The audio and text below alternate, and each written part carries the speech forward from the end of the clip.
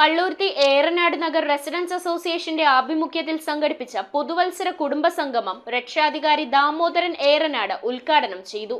Association അംഗങ്ങളുടെയും കുട്ടികളുടെയും വിവിധ കലാപരിപാടികളും ആഘോഷങ്ങൾക്ക് കൂടുതൽ മാറ്റുകൂട്ടി.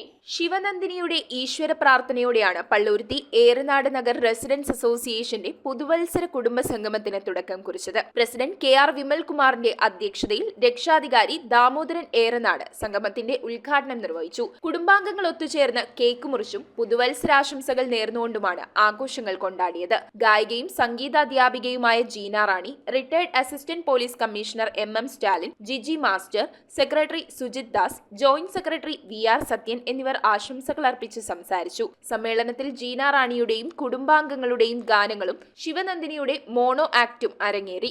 കഴിഞ്ഞകാല പ്രവർത്തനങ്ങൾ നമ്മൾ നിരീക്ഷിക്കുമ്പോൾ നമ്മൾ ഇത്രയും കാലത്തെ ഓരോരോ സംഭവങ്ങളും പ്രവർത്തന പരിപാടികളും സമ്മേളനങ്ങളും വൻ വിജയകരമായിരുന്നു എന്നുള്ളത് യാഥാർത്ഥ്യമായിട്ടുള്ള ഒരു വസ്തുതയാണ്. News bureau, Kochi. ഹക്കോ ലേക്ക് വ്യൂ, കല്ലഞ്ചേരി, കുമ്പളങ്ങി വിപുലമായ സൗകര്യങ്ങളോടെ പ്രവർത്തനം ആരംഭിച്ചിരിക്കുന്നു. റെസ്റ്റോറന്റ് പ്രവർത്തന സമയം 4 PM to 10 PM. 400ഓളം പേർക്ക് ഇരിക്കുവാൻ സൗകര്യപ്രദമായ ഹാൾ, കാർ പാർക്കിംഗ് സൗകര്യത്തോടെ ഒരുക്കിയിരിക്കുന്നു.